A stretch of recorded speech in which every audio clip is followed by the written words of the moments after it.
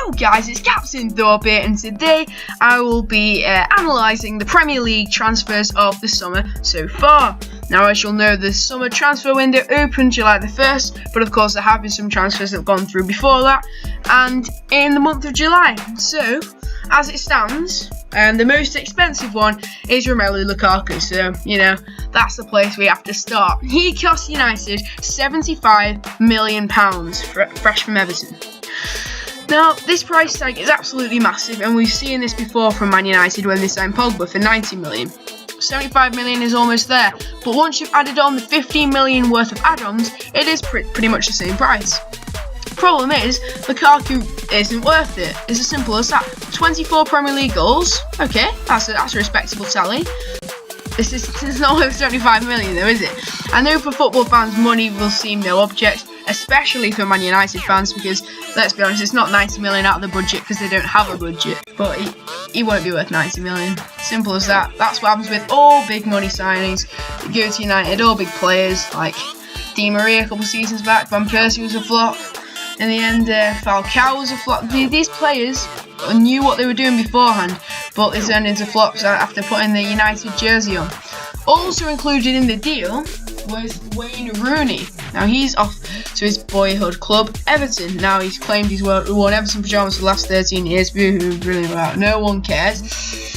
But he's included in this deal, which let's say is worth about £10 million. Probably makes the deal overall worth around £100 million, which is absolutely ridiculous money, especially for Romelu Lukaku and somebody of his class. For £100 million, you should be able to get an absolutely world-class player. And they've gone with Lukaku. I don't care that he's young. It does not matter that he's young, because at the end of the day, he won't be staying for the rest of his career. You will sell him at some point, so there's no advantage to having a really young guy. There's no advantage to having someone 22 over 29, providing they can still play to the best of their ability. It honestly does not matter about age, because they will be off. They will not be loyal. Any player that goes to Man United will not be loyal. Here's why. Players do not come from the Man United Academy and make the Man United starting 11. They get sold straight away. Therefore, every single player that plays for United has come from some other club that they were previously supposedly loyal to. No player that wears a United shirt anymore is therefore loyal. They can't be loyal, because otherwise they wouldn't be playing for the club, which they've only chosen because of the money. Lukaku claimed that it's the best club in the world. How can you throw that down? Well, it's clearly not. Maybe it's the most highest paying club in the world in terms of your wages, and that's the only reason he accepted. Which is, it's the brutal truth of it. So yeah, we'll have to wait and see about how well he does. I can't see him bagging any more than 20 goals this year. Probably like Ibrahimovic, he got 17. I can't really see him getting any more than that. Certainly not worth the money, but hey, money's no object with United, so it honestly doesn't matter to them. As for Wayne Rooney and Everton, he'll just be a bench warmer. Sell a few shirts, but he's barely going to get to play. They've got Barkley in the team. Why are they playing Rooney over Barkley? I don't know. It's about time he retired. 10 years ago, brilliant, right? Brilliant player. But now, worth nothing, right? I know I said 10 million added onto the transfer, but Wayne Rooney for a bench warmer. It's about time he was just retired, to be honest. I'm sure a lot of you will agree in the comments down below, but I think if Wayne Rooney is retired now, then he'd have some kind of respect rather than dragging on his career until they can physically no longer kick the ball, which is what he seems to be doing. Oh, he could have so much more respect if he retired earlier. Like Gerrard. Gerrard could still play. He scored in his final game for Liverpool. He could still play when he retired, but Rooney...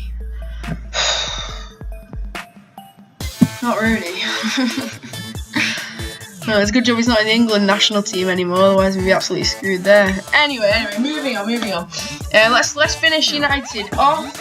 Someone else they've signed is Lindelof from Benfica for £31 million. Wait, who is Lindelof here? Who is Lindelof? £31 million for some unknown from Benfica. I mean, who even is he? Well, he sorted out their defensive problems like Bailly was supposed to. No, it's 31 million for Lindelof. Who is Lindelof? I can't really comment because I don't know who the hell he is. Oh, and he's signed for United for £31 million. It's an absolute joke. But hey, who cares? They've got money to splash the cash on random players just to make it look like they're actually doing something. No. Anyway, I'll leave United to do whatever they want, but let's get on to some positives. Right. Next, we've got the other big money signings from Everton. We've got Klaassen, we've got Pickford, and we've got Michael Keane. Now, I apologise for calling him Robbie Keane on my team of the season video. I didn't realise till afterwards. It was pointed out to me by JFG17. Go subscribe to his channel. But anyway, yeah, it's Michael Keane. Now, Everton have paid 23 million for Klaassen, 25 million, which may rise to 30 million for Pickford, and 30 million for Keane. So 3 young players, 3 are all worth around 30 million or slightly less. And to be honest, they are all worth it. They are worth that. They are all very good players. Klaassen ran the show for Ajax with a load of youngsters around him. He was captain actually, and they were doing really well. Ajax last season made the Europa League final even, which they deserved to win. But yeah, unfortunately they didn't. But Klaassen is a class player, to be fair. So Everton have done well there, as they have with Pickford. He saved Sunderland. Defoe and Pickford. That's what made Sunderland get how many points they got, like 20 points. Without them two, they would have barely got a single point. They would have been like Aston Villa. Without them two, they absolutely saved them. Problem is now with Sunderland, they've sold Defoe off to Bournemouth, or it might even be free actually. I'm not sure about that one. And now they've got rid of Pickford to Everton. So yeah, they really need to get going with their transfers, because they seem to be a bit screwed at the moment. Also, Michael Keane, Liverpool looked like they were going to get him before Everton snatched him away. He is a good player. He is worth the 30 million. He's only young, and because he's a defender, he's got room to improve with experience. Right, so next we'll move on to Manchester City. Now, they have signed Kyle Walker from Tottenham Hotspur, the best fullback in the Premier League. 45 million pounds is what they paid for him. And you know what? He's worth every penny. He's absolutely brilliant. He's a brilliant crosser. He creates chances. He's a brilliant defender. And I'm really happy he's in the England national team as well, because he's given us some defensive hope there. Kyle Walker is an absolutely sensational player. Manchester City have done really well to get him for 45 million pounds. It's as simple as that. And that's all I've got to say on that one. However, we're moving on. We see Bernardo Silva for the same amount of money, £43 million this time. But Bernardo Silva, he played for Monaco last season. Fair enough, they won the French league, but he probably wasn't really the main part of it, which is why he's probably not really worth the 43 million. Again, I've not seen him play for City, so I can't really comment yet. But there are question marks above that price tag, 43 million for Bernardo Silva. And especially with the likes of De Bruyne, the likes of David Silva, I'm wondering if he'll even make the starting lineup. Anyway, they also signed Edison as a goalkeeper, which is something they really needed to do. They got rid of Caballero to Chelsea, which leaves them only with Claudio Bravo, who is I don't know. He has on and off games. He's been poor for Manchester City. He really has. He's been very poor. It's been much worse than expected. We saw him in the Confederations Cup doing really well for Chile. In the semi-finals especially, kept a clean sheet and then saved 3 penalties to kick Portugal out. He was very good in that game. So we know he's capable of good performances. Problem is, he's very inconsistent, and when he was goalkeeping for City, it was at a stage where he'd conceded the last I don't know how many shots were against him. He was poor. It was poor. I reckon he'll be much better this season if he gets a starting place. But now with Edison from Benfica for £35 million, I'm not sure if he will. They might both get a chance, but Edison might solve Man City's goalkeeping problems. So it probably was worth the buy. But give Bravo a bit of competition as well. Yeah. So Bravo should shine a little bit more next season if he gets the chance to play. But Edison will probably take the number 1 spot. Right, who else have we got? We got Arsenal. Now, they have signed Alexandre Lacazette, and that is a brilliant signing for less than £50 million as it stands, from Lyon to Arsenal, and they've done really well. He's not world class, but he is a very good player. He scored a lot of goals last season in the French league, and yeah, he's a really good player. I think he'll be very good at Arsenal. Problem is, he doesn't really pass it a lot. But if he receives the passes from the likes of Ozil and Sanchez, if they stay, then he can finish the chances in a heartbeat. He's worth the £50 million, even less than that. Was it 46.5 at the moment, which may rise to 52.6 million. But yeah, he's worth the money, and Arsenal have done very well to get him in the team.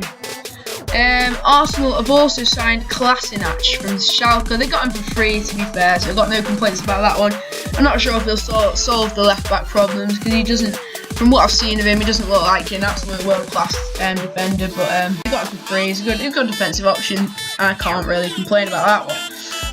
Finally, we move on to Liverpool, my team, and Mohamed Salah has been signed for Liverpool. He wears the number 11 shirt, which is taken off Firmino. Firmino's been given number 9, and we got him for £34 million off Roma.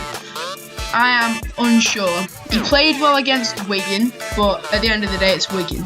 You can't really judge how he's going to play in the Premier League when he's playing Wigan, who I think we're relegated from the Championship. We only drew that game 1-1, which is very worrying as well. But Salah, he's got pace.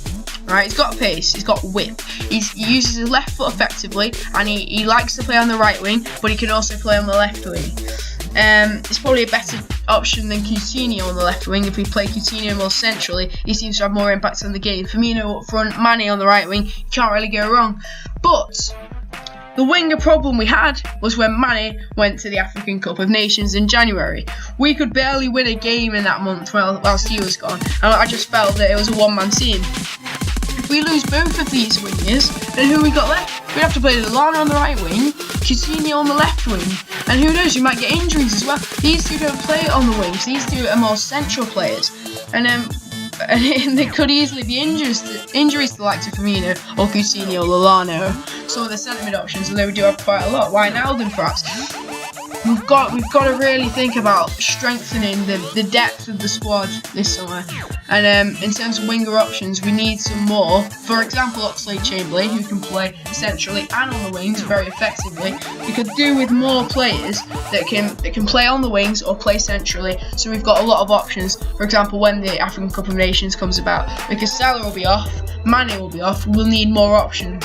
So Salah, although as a player he's probably worth the £34 million, I'm not sure if he solves our winger problems.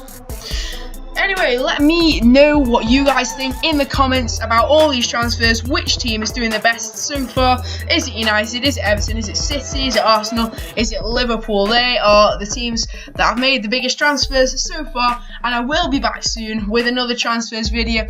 Of course, soon there'll be a Liverpool top 10 players of last season coming up. I don't know, maybe another summer series as well. There's plenty going on the Captain Thought channel, so please subscribe or stay subscribed if you have already. Leave a like, leave a comment, and I'll see you later. Adios.